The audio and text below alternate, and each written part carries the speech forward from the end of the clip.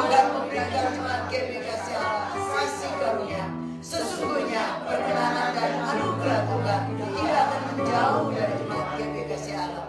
Cintanya selalu ada atas GBK Allah. Jemaat GBK Allah selalu akan ada di hati Tuhan.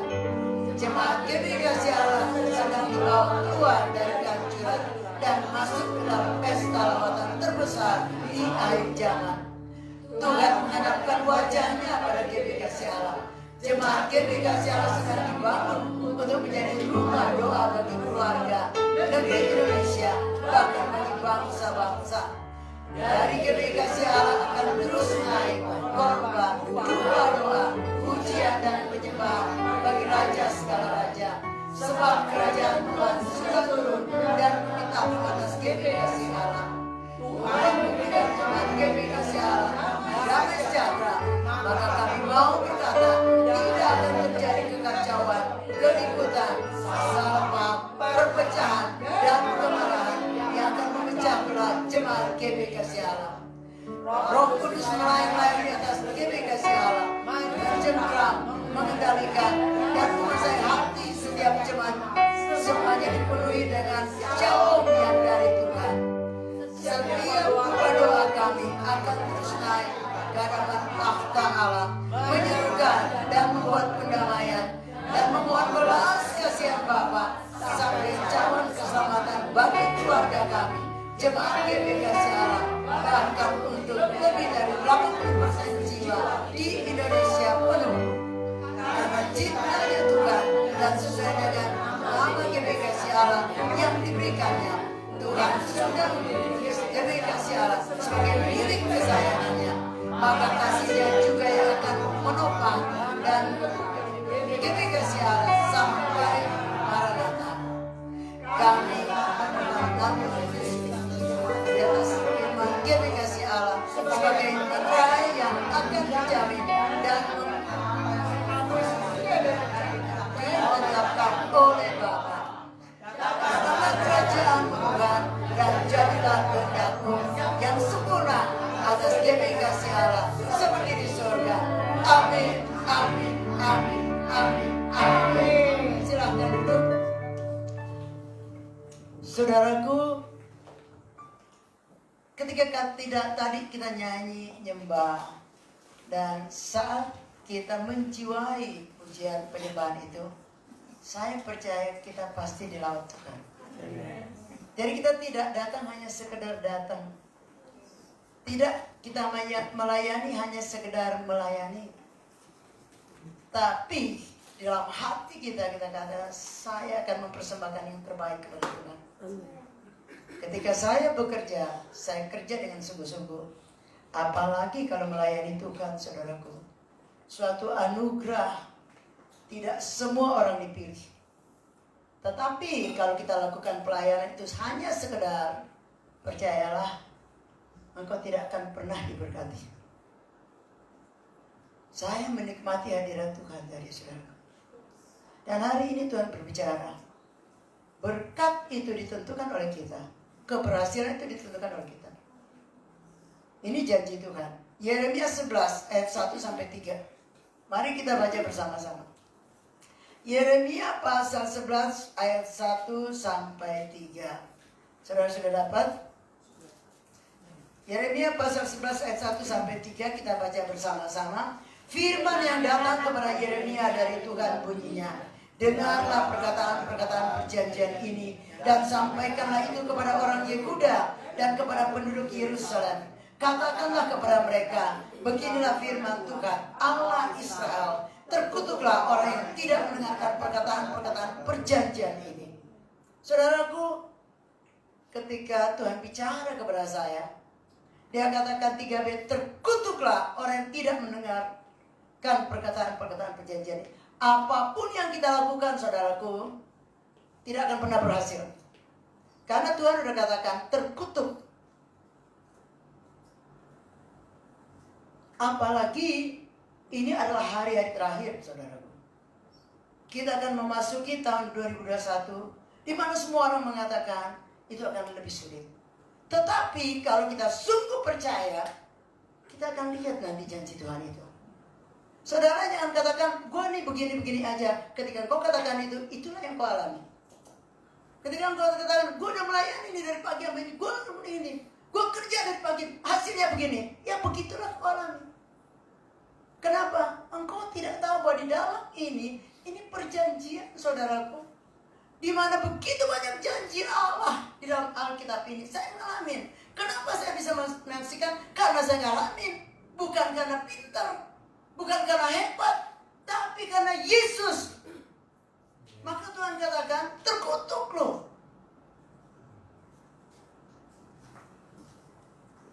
Lihat definisi kutuk itu. Dalam kitab Ulangan 28 ayat 15 sampai 20. Ini dikasih pembatas. Kita akan kembali ke sini nanti, saudaraku. Dalam kitab Ulangan pasal 28, saudaraku, kalau saudara baca, kutuk itu panjang banget. Tapi kita akan mulai baca ayat 15 sampai 22 saja. Ini mengenai kutuk, saudaraku. Firman Tuhan katakan, tetapi jika engkau tidak mendengarkan suara Tuhan Allahmu dan tidak melakukan dengan setia segala perintah dan ketetapannya yang kusampaikan kepadamu pada hari ini, maka segala kutuk ini akan datang kepadamu dan mencapai engkau. Ini daftar kutuk, saudaraku. Dikatakan terkutuklah engkau di kota dan terkutuklah engkau di ladang. Terkutuklah bakulmu dan tempat adonanmu. Terkutuklah buah kandunganmu, hasil bumimu, anak lembu sapimu dan kandungan kambing dombamu. Terkutuklah engkau pada waktu masuk dan terkutuklah engkau pada waktu keluar. Tuhan akan mendatangkan kutuk huru-hara dan pengajaran ke antaramu dalam segala usaha yang kau kerjakan, sampai engkau punah dan binasa dengan segera, karena jahat perbuatanmu, sebab engkau telah meninggalkan aku. Tuhan akan melekatkan penyakit sampar kepadamu sampai dihabiskannya engkau dari tanah kepada engkau pergi untuk mendudukinya. Tuhan akan menghajar engkau dengan batuk kering, demam, kepialu, sakit radang, kekeringan, hama dan penyakit gandum. Semuanya itu akan memburu engkau sampai engkau binasa. Kenapa? Karena kita tidak mendengarkan suara Tuhan. Kita tidak baca Alkitab. Ketika saya baca Alkitab, saya baca dengan suara, saya dengarkan Tuhan. Percayalah, saudaraku, engkau susah baik kerja dari pagi sampai malam. Kalau Tuhan tidak berkati, engkau tidak akan berhasil. Ada firman Tuhan katakan, berkat Tuhan yang menjadikan kaya. Ya kan? Berkat Tuhan, saudaraku. Saya ngalamin kok. Ketika saya tahu kuncinya hanya satu, saudaraku. Dengarkan firman Tuhan itu. Lihat kembali dalam kitab Yeremia tadi. Yeremia sekarang pasal 11 ayat 4 dan 5. Firman Tuhan katakan, yang telah kuperintahkan kepada nenek moyangmu pada waktu mereka kubawa keluar dari tanah Mesir, dari dapur peleburan besi, dengan berfirman, dengarkanlah suaraku dan lakukanlah segala apa yang kuperintahkan kepadamu. Maka kamu akan menjadi umatku dan aku akan menjadi Allahmu. Sehingga aku dapat menepati sumpah yang telah kuikrarkan kepada nenek moyangmu, untuk memberikan kepada mereka tanah yang berlimpah-limpah susu dan madunya. Ini janji Tuhan, saudaraku. Dia katakan, dengarkanlah suaraku. 4b. Dan lakukan. Tidak hanya kita mendengar firman Tuhan, tapi kita lakukan. Dan kita dikatakan apa? Segala apa yang kuperintahkan kepadamu, maka kamu akan menjadi umatku. Kita menjadi umat Allah. Dan aku akan menjadi Allahmu. Sehingga aku dapat menepati. Sehingga aku dapat menepati. Jadi ada bagian kita, saudaraku, yang harus kita lakukan. Saya berharap kita masih punya 4 hari, saudaraku. Mari evaluasi hidup kita. Kenapa kok gue begini-begini aja? Hidup saya susah banget. Coba evaluasi, kenapa gitu? Karena Tuhan itu mau memberkati orang, nyawanya dia kasih kok. Apalagi kebutuhan kita. Tetapi kita banyak ditipu oleh iblis. Kita begitu sibuk, saudaraku, dari pagi sampai malam. Tidak punya waktu bersekutu dengan Tuhan. Kalau udah baca Alkitab belum? Nah, itu lagi. Padahal ini yang penting, saudaraku. Tidak semua orang Kristen masuk surga. Ingat Matius 7. Nggak semua. Saya pernah dengarkan kesaksian seorang hamba Tuhan dari Korea. Hamba Tuhan yang sangat besar. Jemaatnya puluhan ribu, kaya banget. Dan tiba-tiba satu ketika malaikat datang, nembus kaca gitu, marah dia. Dia nggak tahu itu malaikat. Akhirnya dia dibawa ke surga, saudaraku. Dia tidak punya rumah. Saudaraku, bagaimana sih caranya kita bangun rumah itu? Ketika engkau datang beribadah sungguh-sungguh ke hadapan Tuhan. Ketika engkau mempersembahkan yang terbaik. Hatimu menjiwai setiap nyanyian itu. Bukan sekedar keluar dari mulut. Apa gunanya? Nggak ada gunanya. Karena ada Tuhan yang melihat, ada juga roh setan yang melihat. Ya. Dan singkat cerita, hamba Tuhan ini sadar ternyata tidak ada gunanya semua yang dia miliki di dunia. Sangat dipuja-puja. Dia itu dikembalikan ke dunia. Kenapa? Jemaatnya menjerit berdoa kepada Tuhan. Dan dia kasih kesempatan Tuhan. Yesus kata, oke, kamu pulang. Ceritain apa yang kamu lihat di sini. Dan dia pun cerita, saudara, cerita apa adanya. Saudaraku, Tuhan itu luar biasa. Dia sudah memberikan nyawanya untuk kita. Masa sih kebutuhan kita Tuhan gak kasih? Kalau kita sungguh-sungguh, apalagi yang melayani Tuhan. Kok saya ngalamin, kok saya gak kerja? Ada aja tuh. Kalau saya gak punya, Tuhan, aku gak punya uang Tuhan untuk bayar tol. Nanti tiba-tiba Tuhan kasih, caranya gimana? Saya gak tahu. Tiba-tiba masuk ke rekening saya. Peggy saksikan itu, saudaraku. Ketika saya tidak punya uang, saya minta sama Tuhan, saya doanya Mbak, saya nggak pikirin lagi. Begitu saya buka WhatsApp saya, muncul, Mbak, aku kirim berkat. Makanya kita nggak boleh minta-minta sama manusia. Kita mintanya sama Tuhan. Kembali saudaraku, firman Tuhan jelas, lihat mengenai berkat. Kembali dalam kitab Ulangan 28, maaf, Ulangan 28 ayat 1 dan 3. Ulangan pasal 28, ini definisi berkat, saudaraku. Dikatakan di ayat ini, Ulangan pasal 28 ayat 1 sampai 2. Berkat. Jika engkau baik-baik mendengarkan suara Tuhan Allahmu dan melakukan dengan setia segala perintahnya yang kusampaikan kepadamu pada hari ini, maka Tuhan Allahmu akan mengangkat engkau di atas segala bangsa. Segala berkat ini akan datang kepadamu dan menjadi bagianmu jika engkau mendengarkan suara Tuhan Allahmu. Tuh. Jadi kuncinya dengarkan suara Tuhan. Baca Alkitab, ini adalah perjanjian, saudaraku. Dan Tuhan mau memberkati kita. Saya jangan katakan, ya nggak bisa. Saudaraku, tadi katakan Tuhan janji dia akan ajarin kita kan. Ya enggak, saya percaya itu firman Tuhan Yohanes 14:6. Aku kasih roh penghibur yang akan mengajar engkau segala sesuatu, mengingatkan engkau akan apa yang telah kukatakan kepadamu. Roh Kudus akan mengingatkan kita, saudaraku. Saudara yang katakan nggak bisa, Tuhan kasih penolong. Lihat dalam Yohanes 14. Yohanes 14, tidak ada alasan saudara mengatakan, gua nggak bisa. Tergantung saudara mau tidak. Yohanes 14 ayat 16-17 mengatakan gini. Aku akan minta kepada Bapa dan ia akan memberikan kepadamu seorang penolong yang lain, supaya ia menyertai kamu selama-lamanya, yaitu roh kebenaran.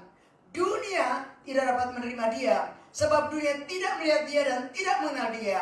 Tetapi kamu mengenal dia, sebab ia menyertai kamu dan akan diam dalam kamu.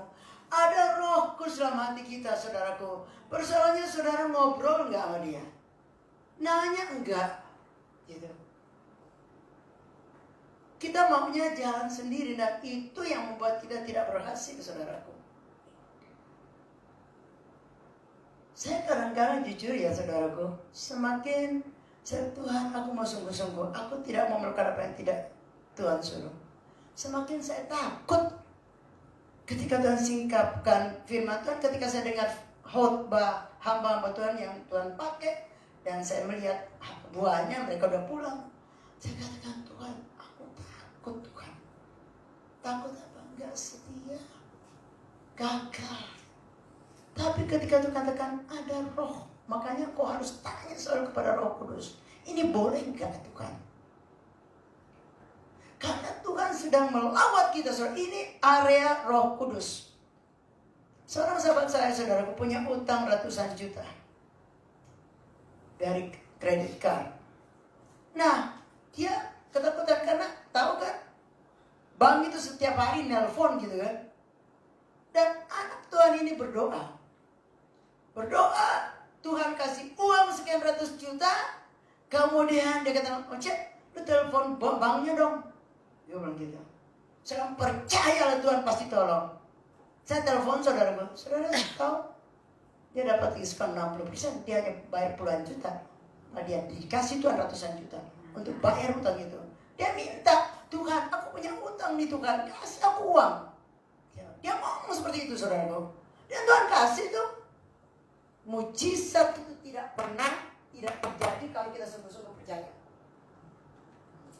Tuhan itu lihat hati saudaraku. Kalau hatimu sungguh percaya, dalam sekejap Tuhan pasti kasih. Karena dia Allah. Ada firman yang mengatakan dia menciptakan dan tidak ada menjadi ada. Ya kan? Roma 4 ayat 17. Saudaraku, kita akan memasuki masa yang sulit. Benar, saudaraku. Yes. Tapi kalau kita sungguh dalam Yesus, itu tidak menjadi masalah yang sulit. Tapi kita akan diberkati Tuhan, kita akan resepsi. Lihat aja nih kasih Allah, saudaraku. Jujur, saya ini seorang bendahara. Tahun ini pandemik malah kita diberkati Tuhan. Dapat bonus 50%. Nggak pernah terjadi. Itulah perbedaannya gitu loh. Jadi Tuhan itu nyatakan, nah aku yang pelihara, tapi lu lakukan bagianmu. Mari saudaraku, jangan buang-buang waktu. Setiap hari, tahu dalam hatimu, aku tidak akan melakukan kegiatanku tanpa aku bersekutu dengan Tuhan. Bikin satu komitmen itu. Dan ini janji Tuhan. Ini janji Tuhan saudaraku.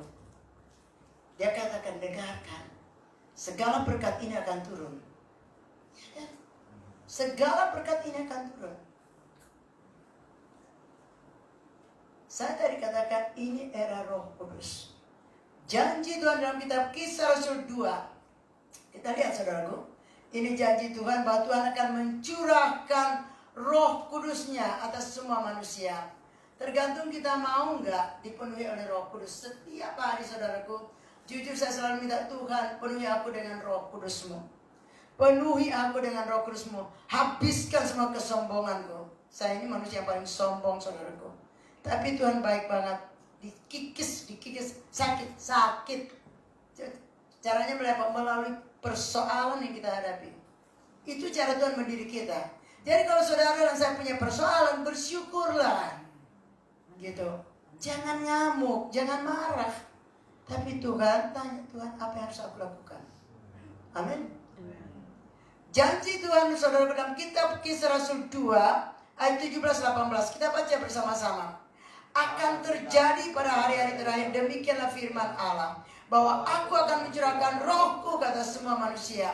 Maka anak-anakmu laki-laki dan perempuan akan bernubuat, dan teruna-terunamu akan mendapat penglihatan-penglihatan, dan orang-orang itu akan mendapat mimpi. Juga ke atas hamba-hambaku laki-laki dan perempuan akan kucurahkan rohku pada hari-hari itu, dan mereka akan bernubuat. Ini janji Tuhan saudaraku. Kenapa? Kita sangat membutuhkan Roh Kudus mengajari, menuntun kita supaya kita jangan tersesat. Saya cerita sama saudara. Seorang teman saya, dokter tamatan Jerman. Orangnya sungguh-sungguh baik, pernah datang ibadah di sini saudaraku. Dan dia kenalan dengan hamba-hamba Tuhan yang luar biasa.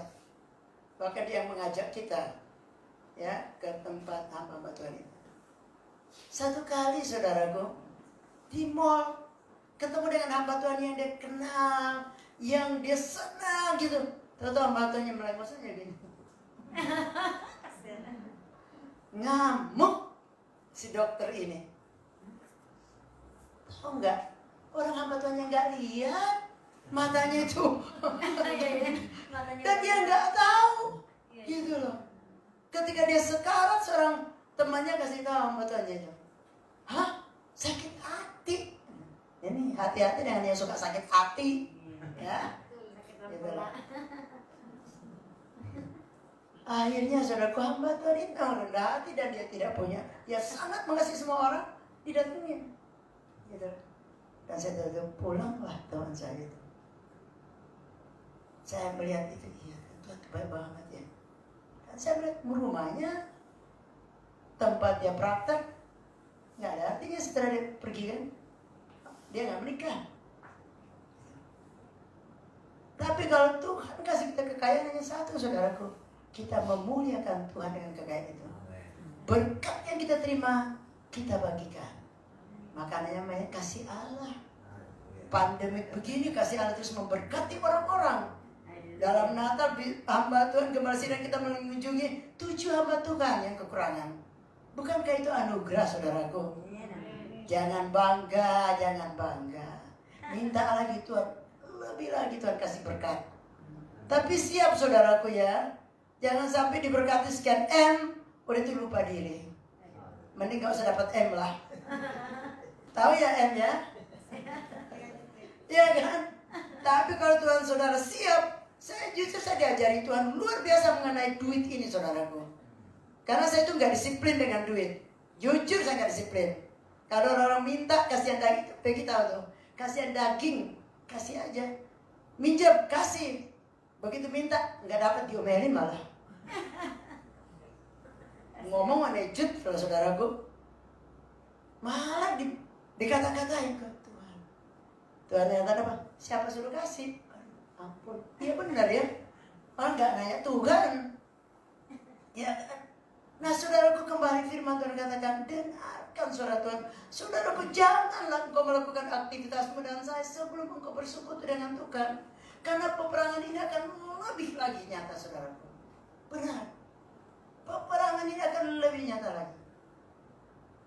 Dan kalau saudara masuk dalam alam roh, ya, itu akan sangat luar biasa. Apa yang terjadi dalam roh, itu akan kau alami. Tapi mau enggak? Mintalah. Tuhan, berikan aku hati yang merindukan Engkau. Beri aku kehausan kelaparan akan firman-Mu. Ada firman Tuhan katakan, aku mau umatku minta. Saudara dan saya minta supaya berkat Tuhan yang sudah disediakan, jatah yang Tuhan sudah sediakan untuk kita terima dengan utuh. Ya kan? Benar, saudaraku. Saya bersyukur sungguh Tuhan sedang bekerja di gereja ini. Tapi juga Tuhan sedang menanti. Tuhan tidak banyak waktu untuk kita, saudaraku, jujur. Tapi kalau kau mau setia, kau sungguh-sungguh firman Tuhan katakan, renungkan firman itu siang malam. Roh Kudus akan menolong kita, saudaraku. Tuhan udah janjikan, di hari terakhir, ini hari terakhir, dia akan mencurahkan Roh Kudusnya. Mari minta tiap hari, Tuhan penuhi aku dengan Roh Kudus-Mu. Jamah aku, Tuhan. Tadi nyanyian kita mengatakan, Tuhan itu mengenal kita, saudaraku. Dia tahu kita. Dia tahu hati kita. Dan kalau engkau dekat dengan Tuhan, gaul karib dengan Tuhan, engkau pun juga tahu apakah orang itu munafik atau enggak. Siapa yang kasih tahu? Roh Kudus. Semuanya akan disingkapkan, saudaraku.